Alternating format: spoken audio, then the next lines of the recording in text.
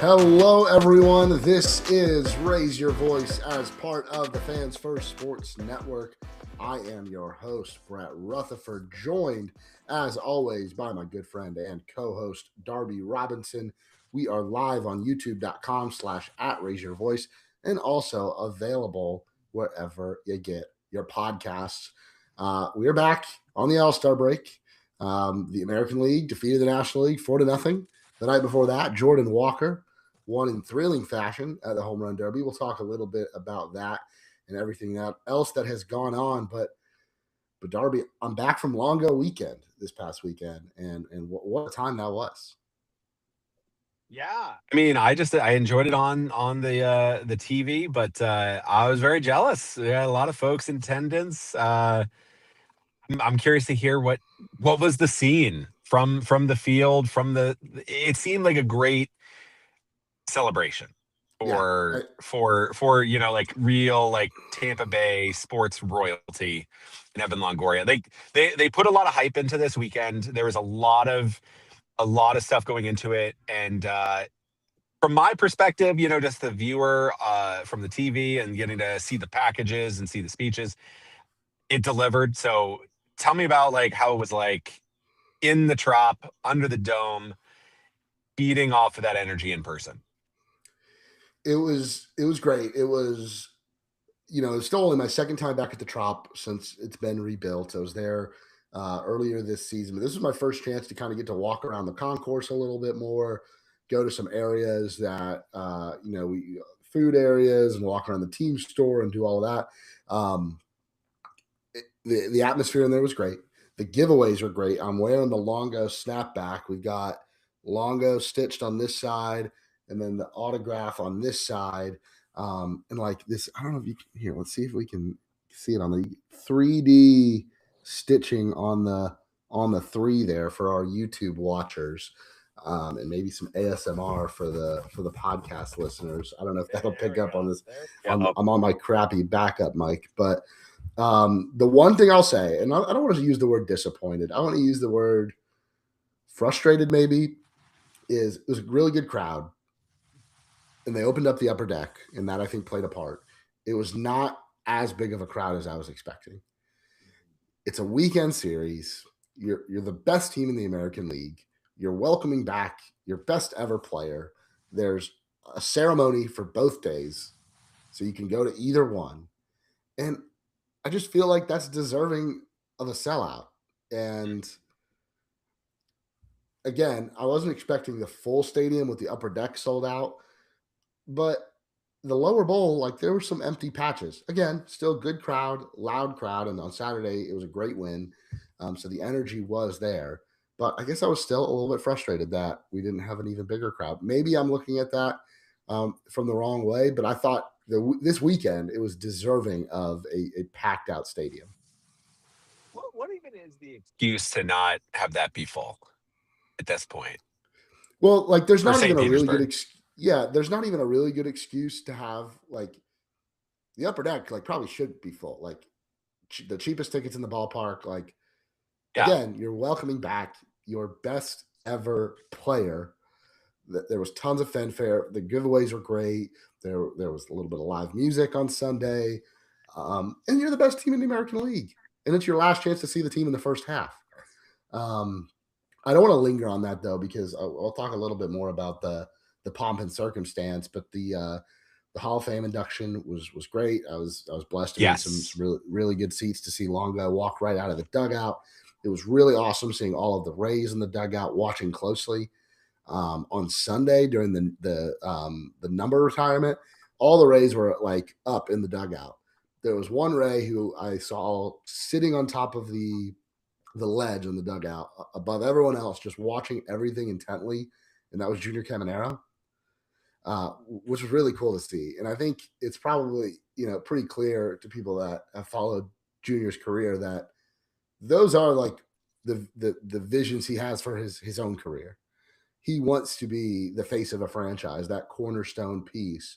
And so we had some pictures of him and Longo before the game and handing a jersey. And to watch Junior kind of watch intently every part of these ceremonies, that was really cool to see because we're watching Junior go on this historic home run hitting run that we hope continues well into the second half. And he is etching his own name into franchise history. And he's still so young. Like, at what age was Longo when he debuted? Like, I think he's 23. Yeah, it was 22 or 23. He was college and he had at least a year and a half, 2 years. He was drafted So 06 and then he came up at the start of in 08. '08. And so So he yeah, would have so been, I want to say like 22, 23. yeah, he was born in 1985 and then he came up. And so he was 22, turning 23 that year. So he was like Junior's age. And Junior's already hit like, I don't know, 100 career home runs or whatever it is for the Rays. Yeah. So very cool to watch Junior. To see some of the old faces from the Longo's teammates, James Shields, Chris Archer, Kevin Kiermaier, Logan Forsythe was there, Eric Kinsky was there. I saw Tom Foley. A couple names that were in the Tampa Bay Times that were supposed to be there, or maybe they were there and I just didn't see them. BJ Upton and Jim Hickey. I didn't see either of them down at the field, but that's not to say that they weren't there. Matt Silverman was there. I thought that was really cool to see Silverman. And Eric Neander wasn't down on the field. I think it was the draft was going on. So Oh there was yeah. a certain amount Yeah. of Rays brass that were involved in the draft. But Andy Freed and Dwayne Statz both, kind of shared responsibilities to commemorate Evan's career, talk a little bit about it. And it was just really cool to see Longoria get that opportunity in front of the fans. We never really got that goodbye, traded after the 2017 season, somewhat unexpectedly, but like we weren't sure until the day it happened, and then plays out in the National League, and we go through COVID, and he's not at, we never really get that true goodbye. Yeah, his return to the Trop got canceled because games got shortened in 2020. There was only 60 games, and the Giants You only series played was your East yeah. Counterparts. So Yeah, so it's yeah. it was really cool just to see him get that goodbye, and to get that moment in front of the fans. His speech I thought was great. Some of the things he was referencing, and then you had the moment where he mentioned how he would always play catch in front of the home dugout before every game, and then go toss that ball that they played catch with into the stands. And so then he gets, some balls, and he goes out behind home plate and he starts throwing them out to the crowd. And I mean, first baseball goes all the way to like the back row of the lower bowl, like right in front of like the press area, right into the hands of Elijah Fluellen, front of the pod. And I'm watching it and I'm like, that's Elijah. So really cool moment. And Saturday's game was great. The way they played. Sunday, not so much. I think everybody was kind of had their eyes on the All-Star game or the All-Star break. That was a real getaway day vibes. Yeah, was not a fun day for Rays baseball, but everything else for the weekend was great. There's players in the dugout like trying to get the fast passes to Disney because like they were like, we got to get them early, got to do the Genie pass. There's people being like, getting the family stuff lined up. If you weren't going to the All-Star game, if you weren't going to Philly, you had to make your own plans for this week. And yeah, that's fair. But yeah, it was a really fun like capper to the first half. I think they like the Rays finished strong in the sense of like, June was a bit of a like up and down month. They finished June strong enough to end that as like a 13-13 month, which was cool. And so like July getting to that All-Star break, you were like, are we going to start to see that kind of sink, getting some wins, kind of notching some wins, getting, keeping that first place in the East, and then getting that Longoria weekend like off in positive fashion. I think like it's how you want to end your first half. Now you've put that in the books. Now you can like focus on what's next. But really cool send off for him. I'm apologizing to our listeners if my voice does seem a little scratchy. I'm also got a little bit of a cough. I spent all last night booing Riley O'Brien. So if that's why, But Almost the let most hated man in Central Florida, basically. So you mentioned how strong the finish the Rays had to the first half in the month of July, retaking first place in the American League, going in with a 3-game lead and the best record in the American League. And there's a lot of things that went into that. But Junior Caminero going on a Barry Bonzian run at the plate, hitting anything in the zone 400 plus feet. I, 7 home runs in 6 games or 8 home runs in 7 games. It was some absurd like and stretch then where he he was had just like he like kept every hitting them, and day. he took a game off, and then then it was 2 more straight games with a home run. Power to all field, like he went like 460 to right center, like It's only the first half, but I think we can put to bed the rest that a lot of fantasy baseball folks had about like, I don't know, it's the regression. Fade him, fade uh, Junior. High first I was rounder. I don't know. He's out of he's out of George Steinbrenner Field. How is he gonna hit home runs outside of George Steinbrenner Field? Brett, how is he gonna hit home runs? I think we answered it. and I was a skeptic from a fantasy standpoint about Caminero, coming off a 45 home run season where he had a 311 OBP. And the question, if you're asking the question of how is he going to get better, or how is he going to follow up, it's walk more, it's be more selective, it's Hmm. the bat speed staying elite, all of the things that were small holes in his game last year after an incredible season. You had to remind yourself that he's still very young Yeah. and he's making adjustments and he's getting better. And now last year was his first true full season in the big leagues. And so maybe we shouldn't be shocked. Now, again, there, how do I put this? Is there a good chance for some regression in the second half? I'm not betting on regression against Junior Caminero. I feel like at this point, I'm going to need to see a consistent like 2 month slide before I believe that's even possible. Right? There's some players, and like it's too early to like talk about it yet. But like, I'm going to just talk about it a little bit. Like we didn't see like Albert Pujols struggle for like 10 years, right? Like he not really like didn't really have a slump. We didn't really see Miguel Cabrera struggle for his first decade either, right? Like there are some players like Bryce Harper and Juan Soto, their struggles were like 130 WRC plus like seasons Yeah. where it's like, oh, he's struggling a little bit. It's only the 26th best hitter in baseball this year. Um, so like I do think there are sometimes just some players that are really special that are elite. And Pujols in particular, I have to kind of like link up because like Albert and Junior have been like kind of tied at the hip a lot of this, like during the World Baseball Classic, he was like kind of talking about him and like kind of coaching him quite a bit. And like during the Derby, those two guys were kind of linked up a lot. And I don't know, like I think Junior has a good head on his shoulders in the sense of like he works so hard.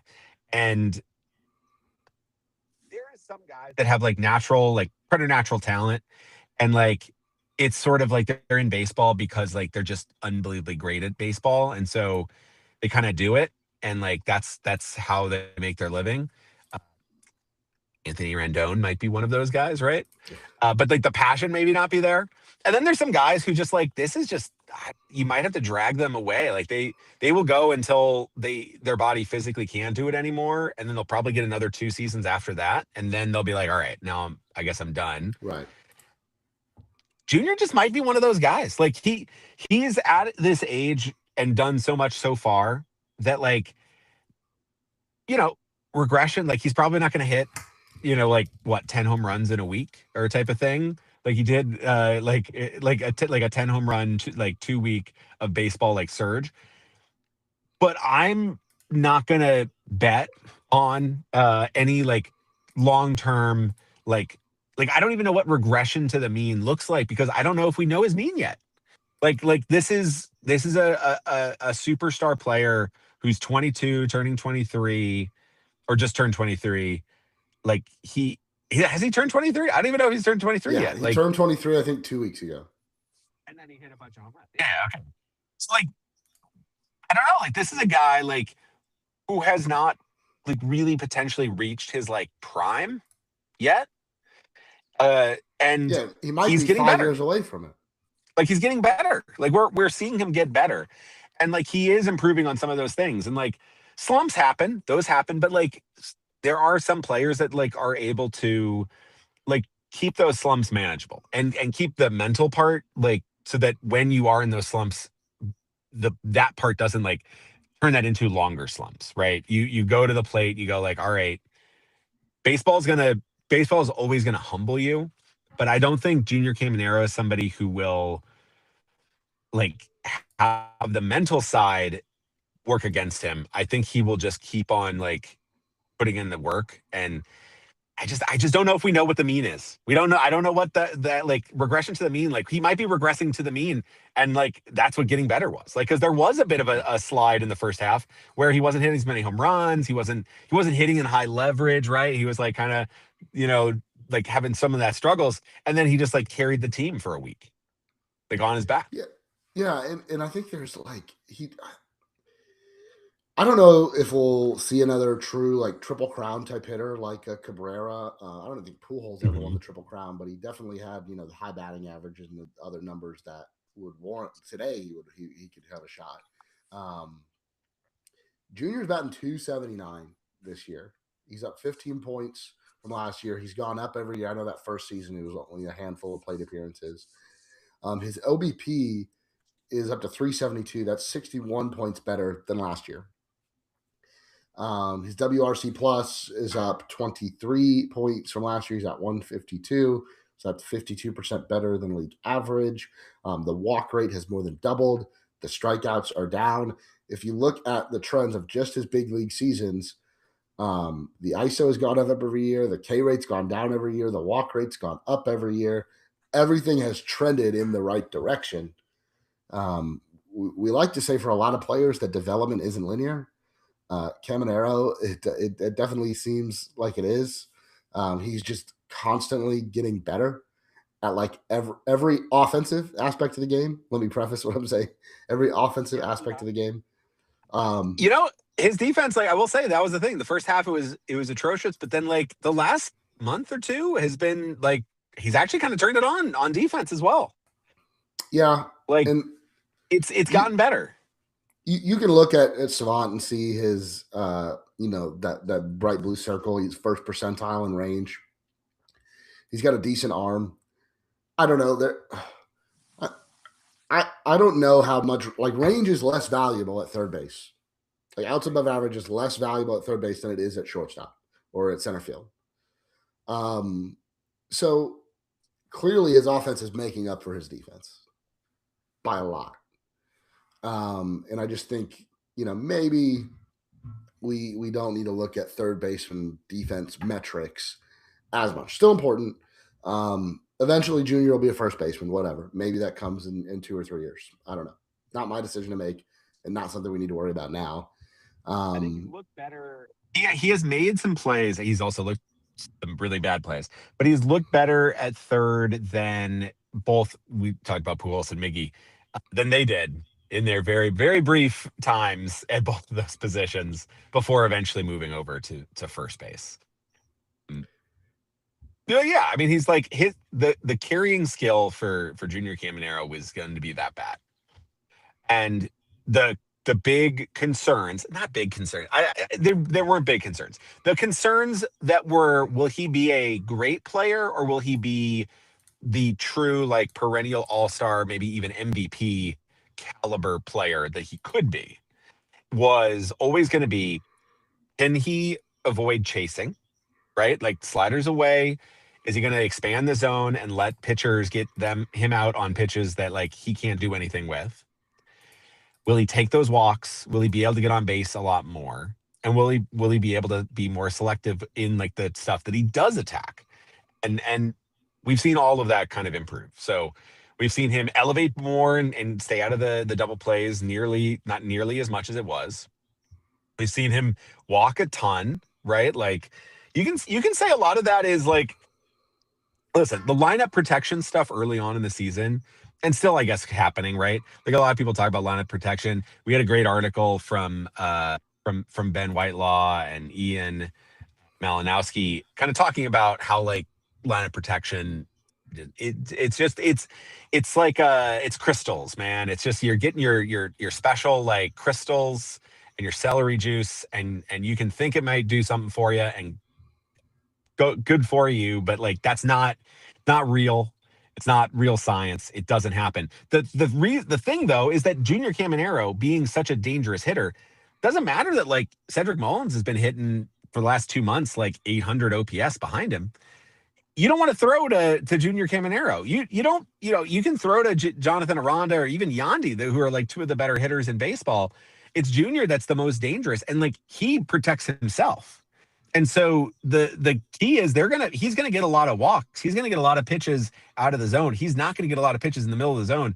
It doesn't matter if there's bases are loaded. Doesn't matter if like Taylor Walls is batting behind him.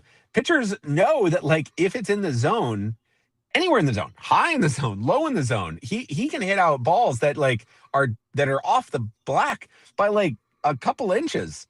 And he has the bat speed to get that. So a lot of pitchers are going to be like, you know what? I'll just take the walk. I'll get a couple guys into scoring position. Even I'm just not going to let him beat me. And you can add anybody at the trade deadline. That's not going to unless you're adding somebody of equal measure to Junior, like a James Wood or Juan Soto. Like I'm sorry, they're like that is going to be the most important thing. And so for Junior, it's all right. You got to take those walks in those points. It sucks. He wants to swing. You're going to have to take the walks. And he's been doing that. And he still hit a ton of home runs. Like, how many more home runs? Eventually, pitching's tough, right? It's going to come in. Yeah. It was in the Slack today. Like, if he keeps up this pace, like he's going to hit 50 this year. Mm-hmm. Yeah. 50. And he's played in every game. He's the only player on the team to have played in every game. We see him get hurt in the All-Star, or we see him take a pitch to the hand. I shouldn't say hurt. He left take immediately. A pitch to the hand. Went down in pain, like made audible like sounds, and then went to the ground. So it's like immediately, you're thinking season's over. Yep. X-rays come back negative. He's day to day. He says, when asked if he was going to play Friday, he said, "I'm playing in both games."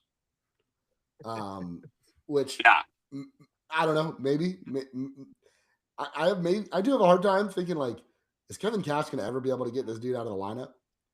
Yeah, it's going to have to be a real, especially now in the second half. It's go time. We're in a pennant race. We're the best team in the league, and we go as he goes. And we still have Yandy Diaz and Jonathan Aranda, and we'll talk about the rest of I want to talk about the rest of the lineup, but I don't know. I hear lineup protection, and I'm like, I don't know. Yeah, it'd be great if the Rays got another like all-star caliber hitter to hit behind Junior. That's just one more great hitter in the lineup. Yeah, I'd love more great hitters. But here's the thing: produce more. When you're going to see that, you're just going to see it. Like lineup protection really is a thing for me for like fantasy purposes. You should think about that. If you're still playing in like traditional like 5x5 or like RBIs and runs scored, like that is a matter, right? Because like whoever is behind Junior has more base runners to drive in, unless he hits a home run, and then kind of screws you, right? Or then he's a rally killer. Look at your pitcher wins. You're not necessarily looking for the best pitcher. This guy's a decent pitcher on the Dodgers. Okay, he's going to rack up a lot of wins, even with a 4 ERA. Robleski, man, he's saving me in one of my traditional leagues. I can't quit Emmett Sheehan. That's who needs Paul Skeens? I got not me. I got Dodgers 4th and 5th pitchers ready to go. I've got Ian Seymour. Yeah, there you go. So let's talk a little bit about that. But let's talk about the All-Star game. While we're there, because Junior, the Rays featured prominently. Junior had a really exciting first round. Let's start off with the Derby in general, like 10,000-foot view. New rules, swings instead of timer. What are your thoughts? I then wish they would just go back to outs. I like the wrinkle that on your last swing you can just keep going until you don't homer. but it did feel like you'd get halfway through some which did not rounds like that did not come into play until at the until the most end. important time in the game. But Yeah. like in the rest of the thing, everyone was like, "Here comes the magenta ball," and it's out immediately. Immediately, the person's out until again the most important time. Yeah. So I enjoyed it. I was the timer and the clock and all the timeouts and stuff. It was interesting. I don't think it was the best possible format for the Derby. I think it led to some drama, but it also led to you're Yeah, not getting to kind of look at these moonshots. Um, I think Netflix needs to work on their broadcast because you're still. They had one angle that they showed a Schwarber home run on that was like ground level, like at an angle from behind home plate. That was just like majestic. You see the ball's whole path, like coming right off the bat. I was like, why aren't we seeing that? They need to clean up who's on the mic for some of these. But Netflix also doesn't have the chance to like that's it for Netflix, right? Or maybe they get one more game. They get the Field of they Dreams have game, I think.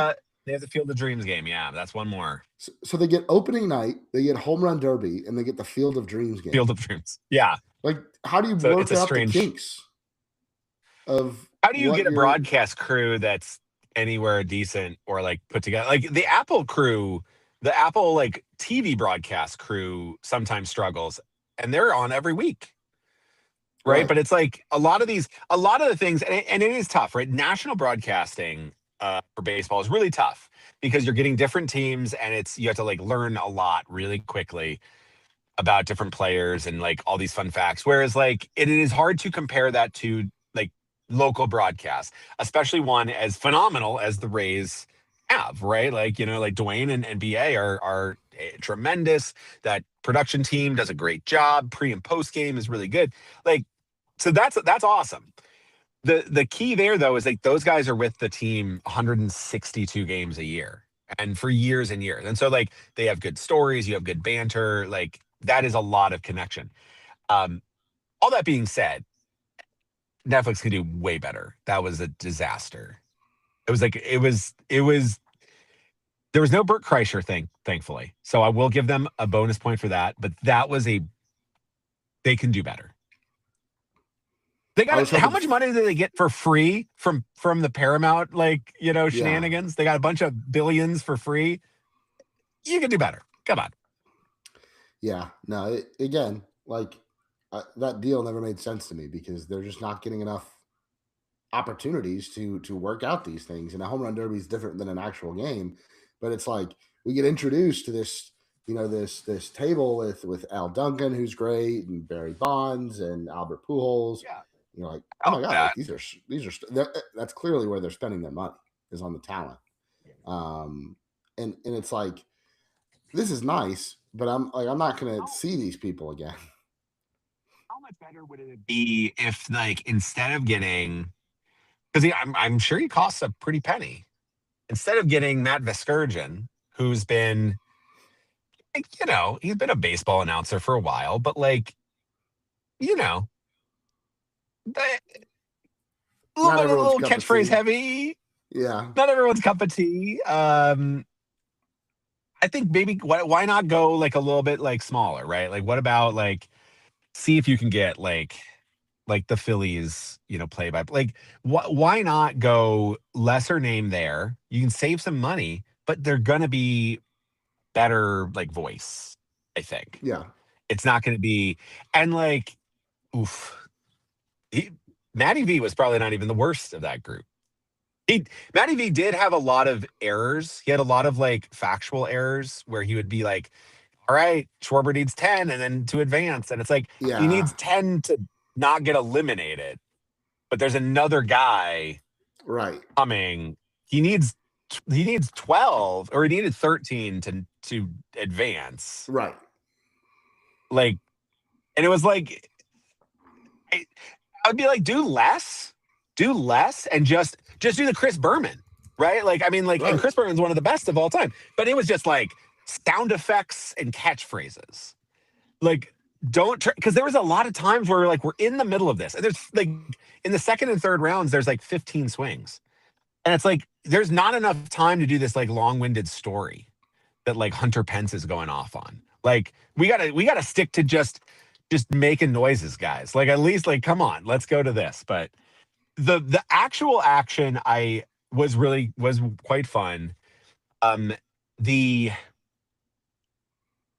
You had the Junior Caminero hitting what would have been the 13th home run, and he would have gotten more swings because it was with the last ball. And with some confusion as to whether it was fair or foul, whereas the broadcast was like it was crazy foul. Yeah, But it then was the like that's not video clean. showed somebody catching it right at the foul line, and it's like Right. there's no way to actually I can't tell. And But never like Matty B, revisited I it. think was looking at a ball that went like behind home plate. I don't know Right. what he was looking at, but it wasn't where the home run went. Yeah. So No, like the that was time to maybe like can we show a replay? Is there a little because Junior had the longest hit home run of the Derby, so that would have been he would have been 13, which would have made him first. So all I'm saying is MLB screwed Junior Caminero. It was a conspiracy. Rob Manfred's behind it, and the only thing he can do to make up for this travesty of justice, I'm getting my Stephen A. Smith on right here. The only thing he can do is to bribe whoever he needs in Tampa local to get the stadium deal done, and then we're all good. We're all clean, Rob. mm-hmm. But until that point, I'm taking it to the Supreme Court. I Who think knows we what's going to should. happen? I think we should. Who knows what's going to happen with those? We They're could they're take it pulling to out the some crazy same verdicts. or take it to that Texas judge that was going to allow Brennan Sorsby, There the you Texas go. Tech quarterback, to play. There you go. There you go. That's my guy. You could call Gianni Infantino at FIFA.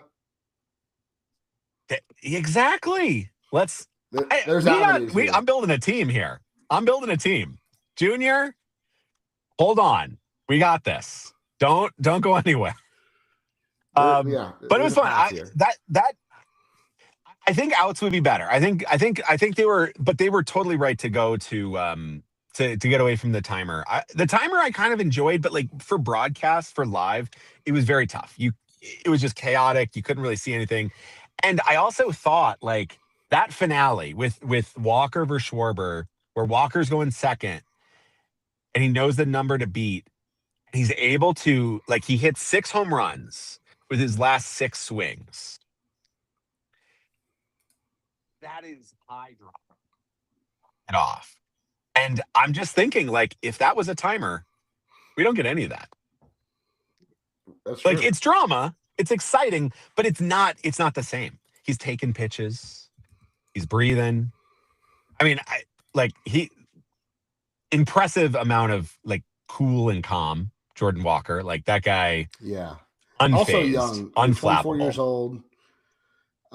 Crazy. I could see him and Junior facing off again. And I know maybe you feel a little bit differently about Junior competing in future home run derbies. I think he's going to do it every year. After the All-Star game, I'm like, I'd just bubble wrap him. Take a week off, go fishing. I don't want to do any of this shit. He is anymore. He is both years, like last year when he was second runner-up, and then this year in the semifinals after a brutal second round, he was devastated. Like, some guys kind of laugh it off, like, man, I tried. That was fun. Yankees. Junior is you're talking about Yankees. Yankee players, yeah, for sure. Junior legitimately upset. Yeah. Legitimately upset. Yeah, no, listen, if Junior wants to compete, he should compete. The fans will want him, MLB wants him. I'm just like, I don't want to see that swing and then and he just grabs his oblique a little bit and he's like, yeah, I want to see it. I want to see it. I could understand the nerves, but it was fun. It's fun, always fun to see him and to know that he's got a chance. He was the second favorite. Schwarber was the favorite, and then Caminero. Yeah. I really coming in. I had Schwarber as number 1 for me. I had like Walker in my top 3 as well because it's the big thing is that bat speed, right? Like coming in and like Caminero and Walker, I was like, these guys are going to be really tough. These guys are going to be really tough. Also, they're not going to be tired because they're 23 and 24, right? And their swings are really repeatable. It's pretty flat swings. Yeah, they're not Schwarber too. I mean, that's the other thing is Schwarber is like. It's just such like Walker just flicking them out. Like it was crazy to see. I took a look. I took a little bit of Caminero and I took a little bit of Walker, so I came out Yeah. pretty nice. But Oh, good man. Good. yeah, Contreras though, he was the worst It odds to feels win like it. weird. Like I feel like kind of crazy. That first round was insane. Yeah, And I'm kind of like Wilson he Contreras has went been around for a first too. long time. He did. He went first. And like I feel like I'm like, when did like Wilson Contreras become like a home run hitter? I feel like it's Yeah. so weird. Like, but you look at his numbers and I'm like, oh yeah, he hits home runs. But like, I feel like for like the longest time, he was just like a good bat, but like great glove defensive like catcher. And I feel like mentally, I'm like, I the home runs are like it's so bizarre. And he was hitting them far. He was hitting tanks. Like it was he. I mean, he hit like the second longest in the first round at least, and like, but then you looked at Walker and you're like, oh yeah, well Wilson Contreras was putting a lot into those home runs, in those Yeah. swings. Walker, it was not, That and it if was like Walker, if you were in an 450. It outs was like, oh, versus swings situation, Walker could put together yeah. a round like Josh Hamilton did at Yankee Stadium in '08. And this is where we need outs because Junior So versus because like you might get hot at a certain point and now you've saved those outs. And I think that's where I think we are a little bit deprived of that. what if you did outs for the final round and you did swings for the first two? Because I think the worry is that like with Hamilton and like Julio Rodriguez did this in the timer era, they have these Going incredible out. first rounds and then they don't win it. Like Hamilton, maybe people don't even remember that Hamilton did not win that home run derby. It was Justin Morneau. And so maybe Nobody you keep it cares. at this. Nobody cares. Yeah, it's really is funny. So Yeah. there is a fatigue, like Maybe and I 20 think swings, 20 swings and then outs. Then 10 outs for the last yeah, two. something Semis like and that. final. I Yeah, wonder I if the like that. players prefer this because Walker or Caminero or You're Schwarber getting could it. go on a run where they just don't stop hitting them. I mean, how many did Josh Hamilton hit in the first round? 36. Something like that. Yeah, he It hit was like 28, 28. which was 28. a Okay. 24 was the record, and he hit 28. Averaging 445 feet a home run. Just insane numbers. Can we shift to the All-Star game? Yeah. Okay, I didn't watch all 9 innings. I almost never do. I watched a little bit of the pregame. I watched the beginning. I watched Caminero get hurt or get hit. Sorry, not hurt, not hurt. Yep. And then X-rays Brian negative. Praise Enu. Brian Baker closing. I know all the pitchers got in, but Brian Baker closing out the game was pretty cool. And Yeah. throwing to his former Got to, teammate. Adley and Drew Rasmussen got to get an inning with Adley as well, which I guess Yeah. there's a report that like the Rays, called Schneider and John Schneider and like made sure like, hey, when Adley's in and when can we get Rasmussen in there because like they go all the way back to Oregon State. Yeah. And but that was cool. That was cool. I don't know. Maybe Baker doing a little teammates? recruiting. Yeah, Yeah. doing a little recruiting there, Baker. Maybe The Orioles want to play ball. We could send them. I don't know, Bodine, Slater DeBrun, over, and I don't know. We come up with a deal. Nope, not enough. That's what, too much. You'll get Tatum Gray and Daniel Pierce. How about that? Bodine, too good. Little Slay. That mixtape's gonna. We don't need to fund. Slay. That's gonna pay for a free agent. Reliever. Just the residuals from Lil Slay's debut mixtape. Yeah, we'll see. Maybe make it happen. Yeah, good. So after the injury or after the hit by pitch, sorry, not injury. Riley O'Brien never welcome in any bar. Now, to be fair, okay, Riley O'Brien, not intentional, obviously. I was shocked to see Riley O'Brien as an all-star. Why is that? I mean, like he got a lot of saves right in the first half. My fantasy team thanked him for that, but he's been relegated to the bench for a while for better relievers. Uh, Also, the first guy out. What are you doing, Dave? Dave Yeah. Roberts, come on, come on. And I get The it. people. You don't have This all is the the thing. pitchers at your Nobody, disposal. nobody stays. No, but here's the thing. Nobody watches the All Star game all the way through. But the casuals are still there in the second inning, in the third inning. Like, can we give us not Riley O'Brien in like the next guy out? Like, come on, give the casual something. Like Rob Manfred should mandate this. Like, absolutely not. No, like no reliever with a 4 ERA with like good first 2 month stats from the St. Louis Cardinals or any Central Division team until like the sixth. After that, do whatever you want to do. Like Right. put in Aroldis Chapman in, not Aroldis Chapman. He can't put in like literally any. Put in Robleski. I don't know. Make Dave Roberts be like, look at this guy. This is what I'm doing. And you think I'm ruining baseball? This is my best starter right now. This is one of my free agents. Look at this. I can do it without signing a guy to $1 billion. Yeah. Kyle Tucker's actually been kind of mediocre. Look at this. We don't need a cap. I'm not ruining it. Andy Pajes is doing way better than Kyle Tucker. Overall, the game was good though. Like it was fine. It's the All-Star game. Like none of the. Is there a good All-Star game in like sports? Baseball is I think the best because it does feel like a baseball game. There's not much you can do to Pitcher is go actually through the around motions. 97.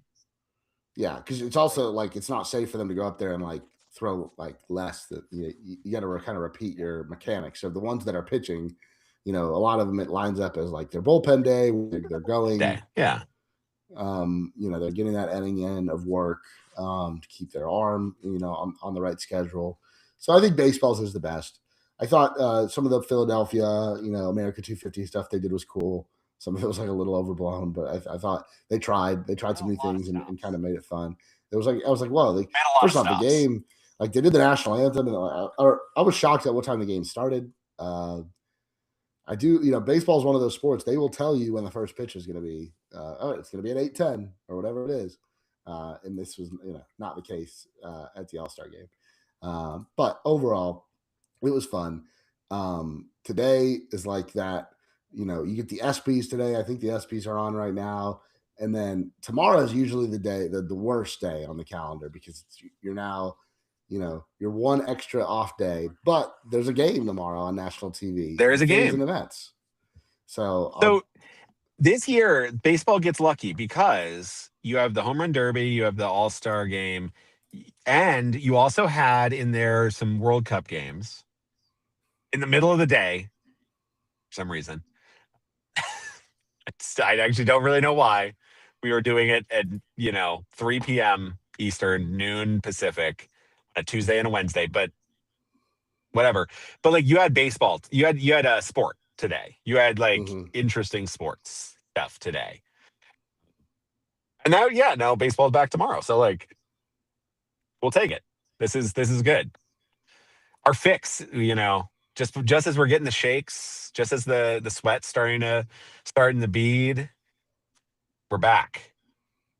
Set those lineups, If you're real degenerate, you can throw in like a first pitch striker ball from Freddie Peralta tomorrow night.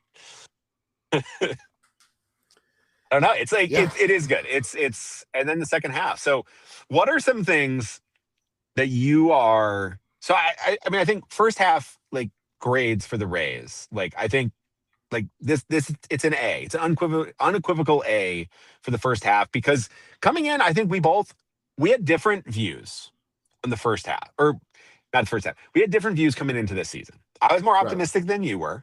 Yep. Both of us though weren't expecting this. I was expecting.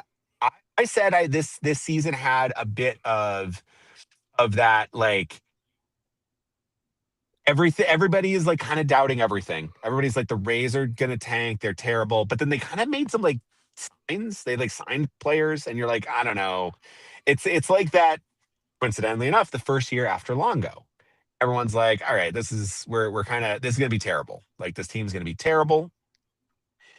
It's gonna be bad. Like they're not gonna be competing. There's like national like headlines about like who the hell is Joey Wendell? What is that? And then they win like 90 games. They miss the playoffs. They're a lot better than people think. And so I was like that. This season feels a lot like that. Like coming in, I'm like I feel like they're gonna be better than we think. They're not gonna be as bad as they thought.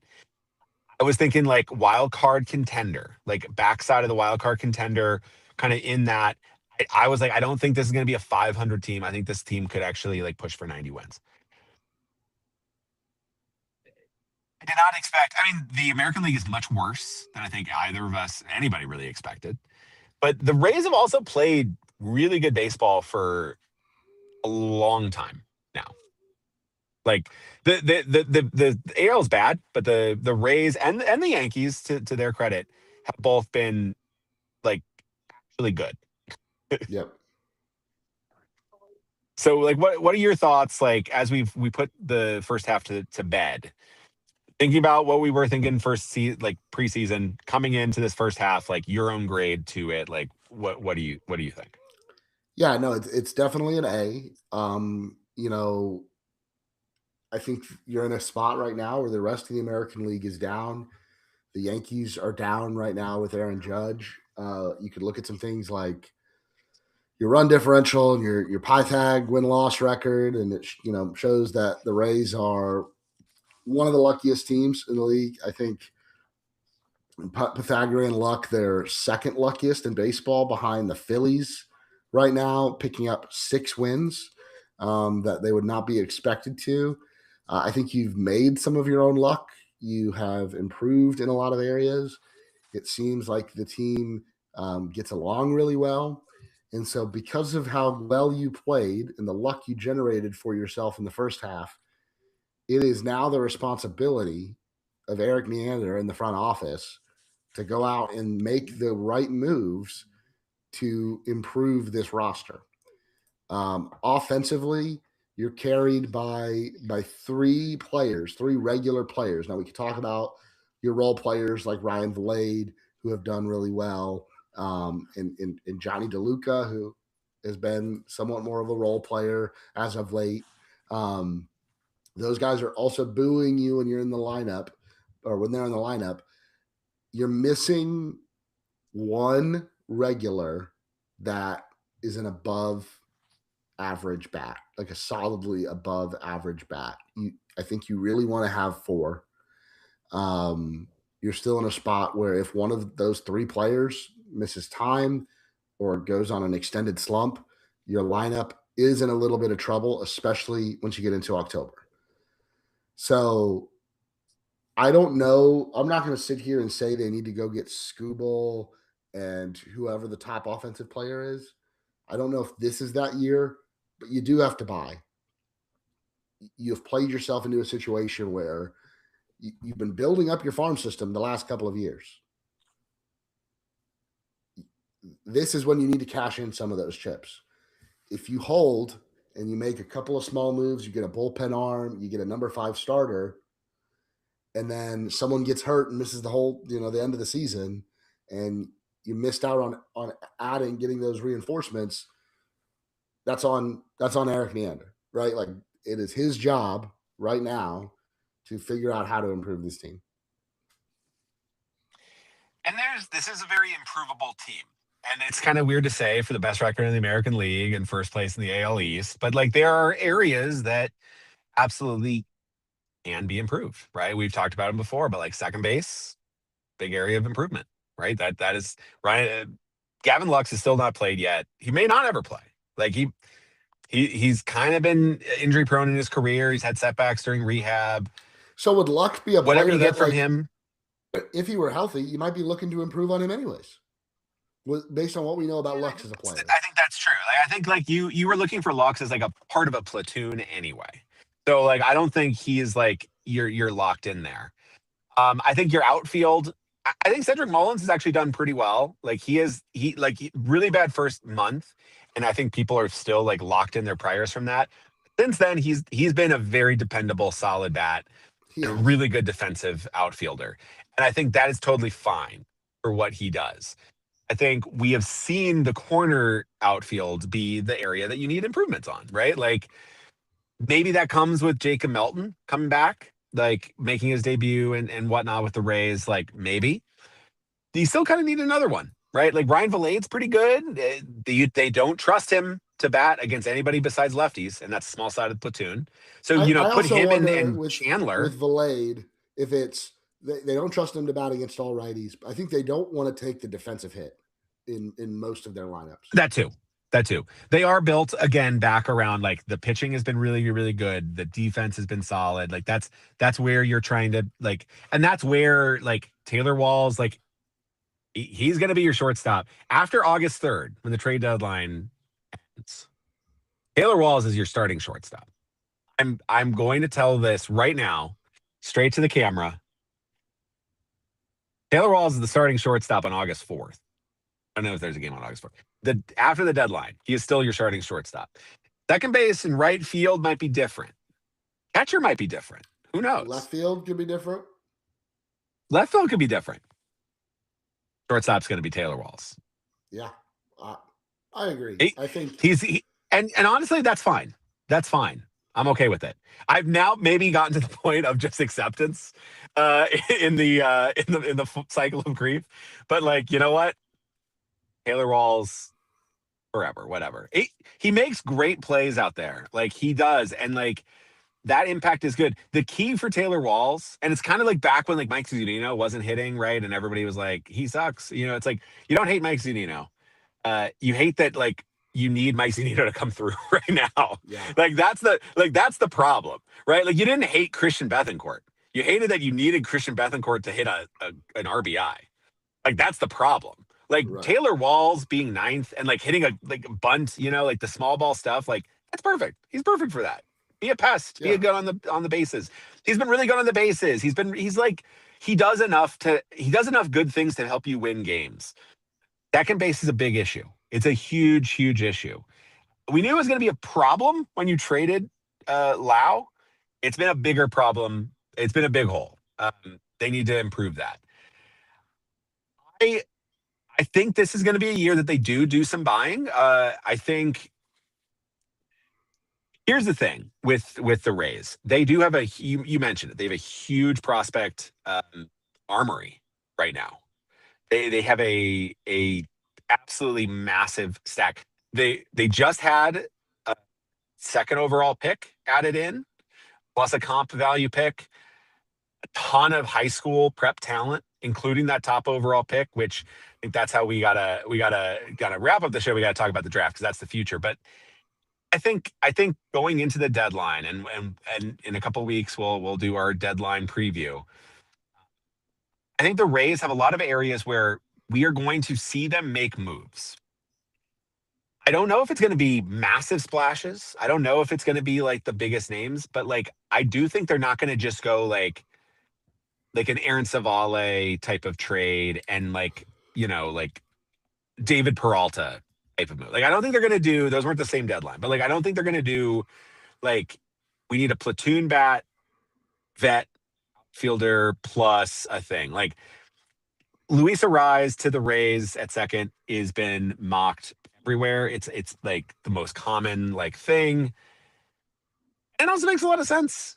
Like it makes a lot of sense. Like the Rays have a lot of prospects in the tier that like I think a rental Arraez would make.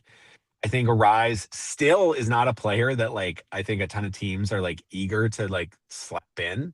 Like I think he's having a great year. But like I don't think a lot of teams are like we are one Luis Arraez away from winning the ship. But he would make a huge impact on this team because he gives you like an immediate floor raiser to this lineup, and I think that would be really cool. Yeah, but I think they're gonna make moves. I think they're gonna make moves. Of course. And like and significant moves. Like I will say, like the Rays are always busy at the deadline. They're always doing like tinkering. I think they're going to be like significant moves this deadline. Yeah, uh, we'll do a deadline preview at some point. Probably, well, we'll probably have to do it the next week or two as we get closer. We're getting there. We're getting there. We kind of got kicked off today. A small trade. Lance McCullers going to the Brewers. Yeah, I know he has been. it's the pretty Shane bad. Bieber trade. It's the Shane Bieber trade again. It's the guy that's on rehab assignment that you're like, rehab with us. Just be ready for October. And it wouldn't shock me if the Rays had made a move like that. Totally. There was another. Oh, Jeff Passan. Nope, never mind. It was a call up. Tommy White getting called up. Not a trade. Not a trade. By the A's. Okay. So yeah, we'll do a full breakdown probably in our next episode about some other names the Rays might go after. Maybe we'll talk about the Tarek Skubal of it all. That's the name that like it's weird. He's getting attached to the Rays more than like a lot of teams right now, which is like, I don't know, feels clickbaity. Like every writer can say, well, we know the Rays will ask and they'll put in a competitive offer. Will they get him? We'll see. And then like they do this every year. So I don't know. I'm not. I will say this. Here's my question. This is not like we're gonna dive in more to the preview, but like here's my question: are there untouchables on the Rays system for you? No, there's never an untouchable for Skubal. Maybe like for a rental for pitcher. Skubal. Yeah, for Skubal because I think that's the most expensive. It's Gillen and Emerson. I agree. I don't think you can trade Emerson. I think there are rules. You can't trade Emerson, but he would not. He would also be I think I don't trade either of those for a rental. There was a talk that like James Wood would be like the Nats are open to discussing James Wood, which I think is absurd that they would like, listen, what are you going to do? Try to get James Wood? Like the best you can do is get James Wood again. Like he's 5 years of control left. Like what I don't know what the Nats would be doing. Why would you not build around a 23-year-old who's like, I don't know, Jordan Alvarez reincarnated? Like I don't get it. But like if he is available, I wouldn't say like, here's the top 10, take 5. Yeah. Whatever 5 you want. Let's do it. Sure. It lines up perfectly with Camanero's thing, and then you just sign both to long-term extensions, and you build the stadium and the rest of it. And the statue for both of them. You build a statue already preemptively, save money in the future. Yeah, but get the number retirement thing already built right like early, so that you don't have to No, like that's, but for a rental, like for Skubal, because that's a lot of the mock trades are like to avoid, and this is the season where it's like you don't want to be you don't want to be the Yankee fans who are like, I'll trade you Trey Morgan and Gary Gilhill for Tarek Skubal if you throw in Riley Green too, like I'm not like, not that like, so, but like a lot of the mock trades have been like, like Theo Gillen and like Brody Hopkins. And like, I can't do that. Skubal could win you a World Series. He could have a Cliff Lee-esque like impact at the deadline. And he can do it for the Dodgers. Yep. I can't do Gillen for that. But he is the only untouchable for me that's like truly untouchable. Like, and again, unless like for whatever reason James Wood is like actually available, which he can't be. Like the Nats are run by smart people now. Like I cannot believe that would be possible. But for actual realistic stuff, like Gillen is off the table. Everybody else, though, like, Nathan Flewelling is awesome. Caden Bodine is awesome. Brody Hopkins could be absolutely elite. They all could be traded for something that's real right now. And all of those guys, their stock just continues to go up.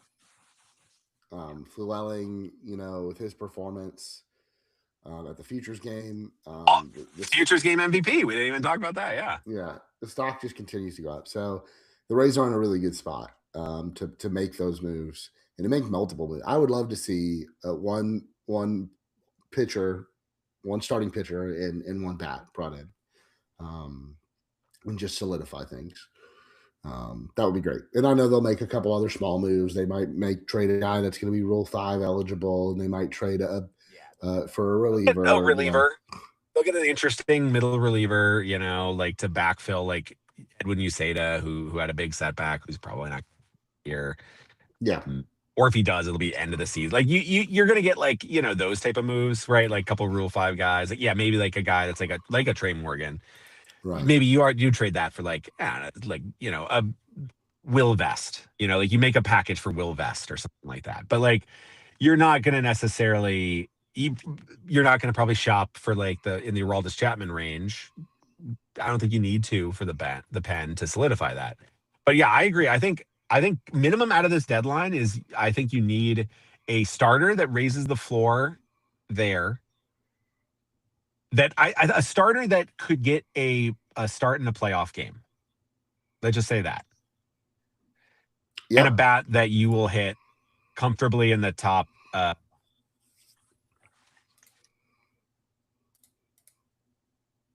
Did we lose you? If you come away with that, if you come away with a bat that instantly slots in to like 4 or 5, and you come away with a pitcher who could start a postseason game for you, that's Erik Neander doing his job. Yeah, I agree. I think that's kind of what we'll see. It'll look it'll look nothing like what we're talking about. It'll be like Bailey Ober. It'll be Bailey Ober. It'll be like Shea Langoliers. It'll be like and Adley Rushman for like first. Aranda will go to second. It'll be Dominic Canzone for like left field. Like it'll be like weird. It'll be off the wall. It'll be off the wall. Although I would love it to be like Joe Ryan and Adley. That would be cool. That'd be really cool. Yeah, that would be great. I think that would make you feel very excited. And I'm trying to figure out what it is to close the cursed franchise loop. I was thinking maybe the Longoria ceremony did that this weekend, broke the Rays curse. It could be trading for Joe Ryan, getting him back. That could close the portal of hell that the Rays have been in the last few years. Real quick before we end the show, we're not going to go to the whole draft class tonight, but let's talk about Grady Emerson, 6'3", 185, left-handed hitting shortstop.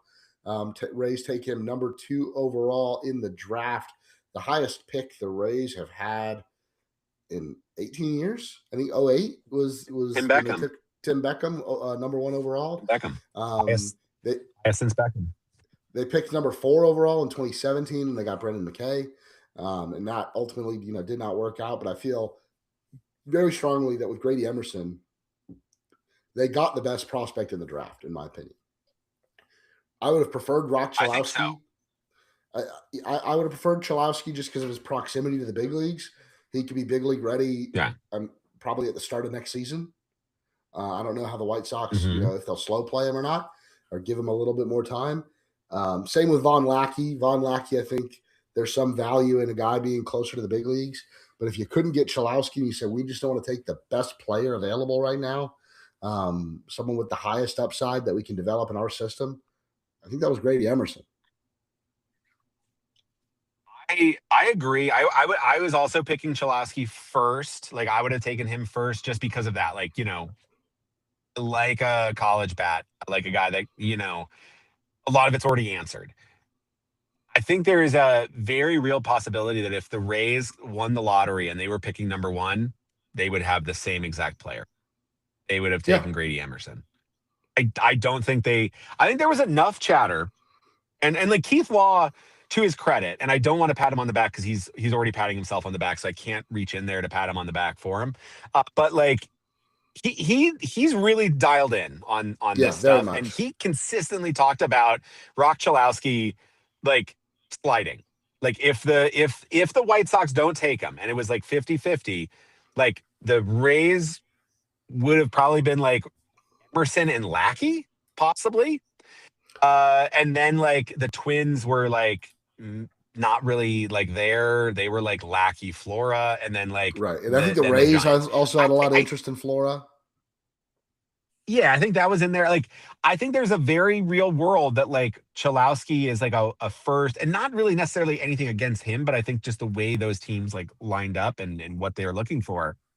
Um, and when Law kept saying that, I kind of was like, I don't really believe this. Like, but Keith Law doesn't get those things wrong. Like, he is hearing that pretty consistently.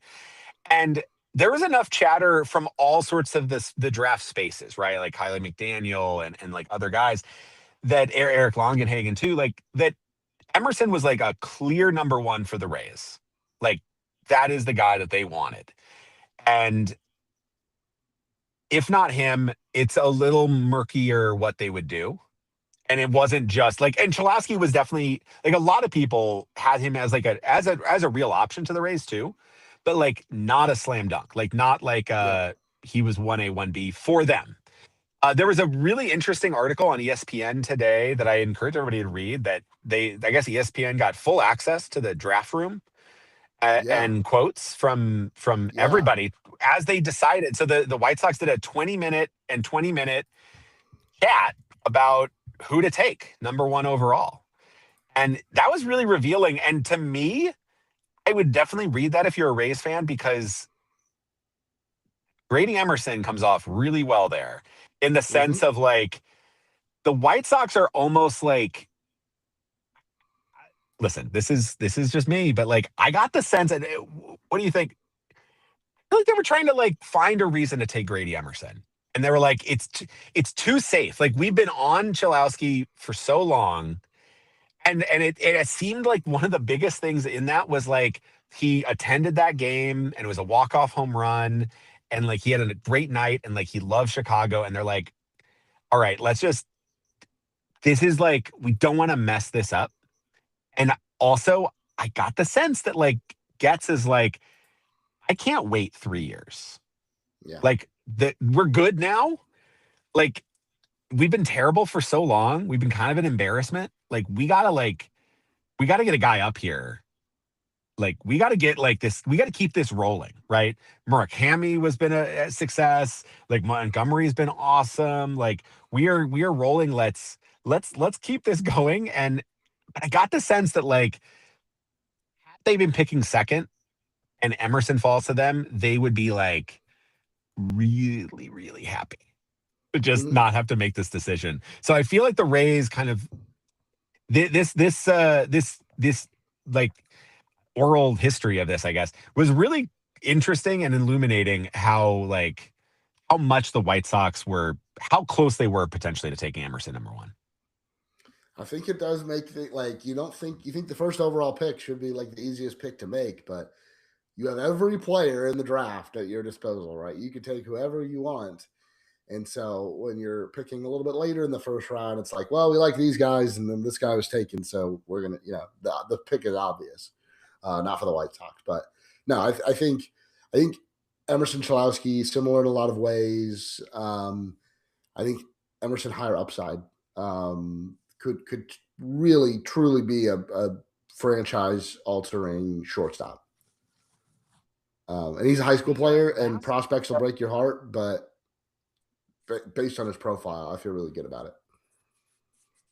Well, the last four high school players of the year, Gatorade Player of the Year, that were hitters, I believe were Bobby Witt, uh, Connor Griffin, and who's the other one? Yeah, I read this. I don't know, remember who it is, but It was basically it was three. It was 4 for 4. Like it was like all top level. yeah, Like And that's something there. And I think this is my one thing to Rays fans, right? Who like, and to be fair, like honestly, you've never seen Grady Emerson play. Like we've seen highlights, we've seen clips, we've seen videos. The swing looks so good. That is one of the prettiest swings. My God, it looks so good. But like, listen, like this is where the scouts are there, right? And like every scout has basically been drooling. It's been cartoon, like eyes bulging out, tongue rolling down, like Yeah. ooga. Like this is absolute, Tex Avery level. Like every scout is like, this guy is unbelievable. Yeah. The thing is, when there's a temptation to say, "Oh my God, the Rays haven't picked this high since they took Tim Beckham, since they took a prep shortstop over a stellar hitting catcher." What did they just do it again? Did they just do? Did they pull Beckham and Posey? I encourage you to go back and read like Beckham like scouting reports from the draft, pre-draft stuff. Baseball America has it all, and then read Grady Emerson ones. They are not even close. Like not even close. Like Beckham had a lot of upside. There's a lot of natural talent, but like a lot of prep players, it was a lot of like, there's moldable clay here. We got to get him into our workroom. We got to get him into the swing. We got to change this. But like, if we can add some muscle, if we can add some, so if we can teach him this, if we can get the swing path like here. For Grady Emerson, it's like, get him some like weight training. Like he's already 6'3", 185 as an 18-year-old. Like he's already gotten amazing coaching. Like he's already played for Team USA. Like the swing is possibly perfect. Like that's what some scouts have been saying. Like it is pure. Like, so it's one of those things where like there is not a lot of like the thing that really struck out to me of that article was the White Sox kept saying like the only difference between these guys is Rock Chalowski is 3 years older and Grady Emerson is 3 years younger. Yeah. Yeah, no, there's a lot of similarities. That a lot about prep players. Yeah. But you don't hear that about prep players, right? Chalowski's a right-handed bat. Emerson's a lefty. Both are shockingly polished. And both could be busts. That's how baseball works. It's crazy. It's an insane thing. Like, but I think the Rays are in a spot where I was coming into this draft. My biggest thing was I want one of Rock Chalowski, Grady Emerson, or Vaughn Lackey. I think this was a draft where those three were a clear tier above everybody else in this draft. And the Rays came away with who I think the Rays thought was their number one guy on their board. Yeah. And to me, I'm trusting in all of their scouting, but from an outside perspective, I wanted one of those three guys. Chalowski was my number one, but like that's because I saw more of him, right? And he's more, put together, right? There's less moldable clay. But like getting one of those three guys, I think increases the thing. The most one, I forget if it was Kylie, I think it was Kylie McDaniel for ESPN who had the updated top tens for teams. Grady Emerson immediately number one for the Rays. Bumps Theo Gillen down to number 2. But Caden Bodine number 4, which was that was an eye opener. Yeah.